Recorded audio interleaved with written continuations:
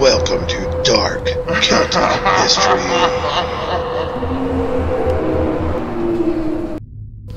The Dullahan is known as the mythical Headless Horseman and the embodiment of the Celtic God Crom Dubh, a malevolent harbinger of death whose roots lie in a pact with Satan himself. He is said to be an earthbound demigod who demands blood sacrifice in the form of decapitation.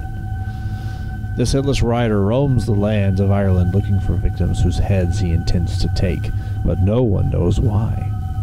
It is rumored that the Dullahan was a soldier in his previous life and had his head taken from him in battle. Being a pious man who had turned from God, he made a pact with Satan. He would have to collect the souls in order to buy favor in hell and secure a place where he would not be tormented.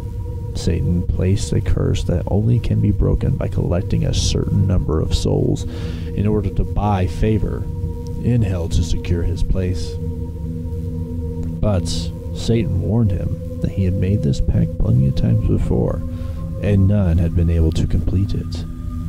The Dullahan rides in a black carriage pulled by 6 horses. It is said that these horses ride so quickly and ferociously that fire emanates from both their nostrils and their hooves as they strike the ground. The carriage that some believe he rides is made of old coffins, crumbling tombstones, and bones of rotting flesh, as it was made with whatever he could find near his burial place. He wears a long, tattered black cloak that flows behind him as he rides through the land, and he is known to hold his severed head rotting into the sky as a guide in search for the souls that he is destined to take. His severed head has a terrible appearance, covered in rotting flesh that gives off the strong odor of rotting cheese, and with a complexion of stale dough.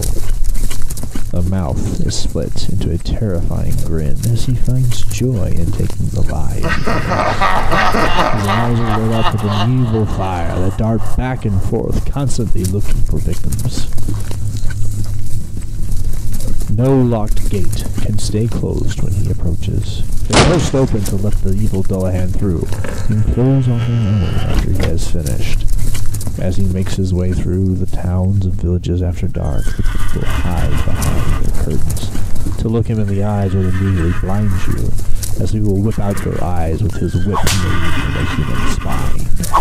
He has the ability to speak only the name of the person whose life he wishes to take. But once the Dullahan states this name, that person hears it, their soul is drawn to appear to him, and there is no defying this call.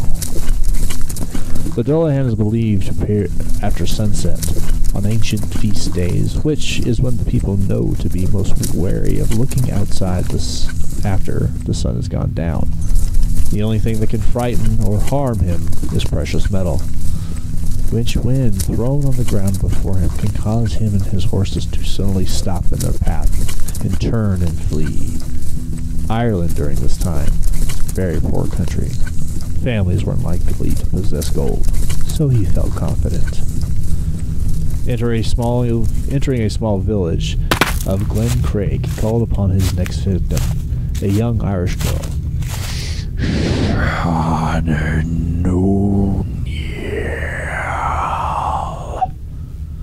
And when she appeared in front of him, he spoke her name again, but she did not come close to him. So he reached out with his whip made from a human spine, wrapped it quickly around her neck, and pulled the girl close to see what power this frail little girl possessed that would thwart his. He looked deep into her eyes, and she frighteningly looked back, shaking. He tried to call her name a 3rd time, but his curse would not allow it. As he looked around at the villagers staring at his inability, she pulled something from her pocket. She thrust a gold ring into the rotted flesh of his body, past his ribs and into his blackened heart. He reeled back and dropped the girl. Feeling the precious metal within him, he heard the laugh of Satan, his failure ring out the village, echoing from house to house. Pain shot through his rotten body, and fire flicked from the wounds, sending to the ground in agony. Behind him, a dimensional rip opened. A large, ugly hellhound burst forth and dragged him into hell in an afterlife of torture and torment.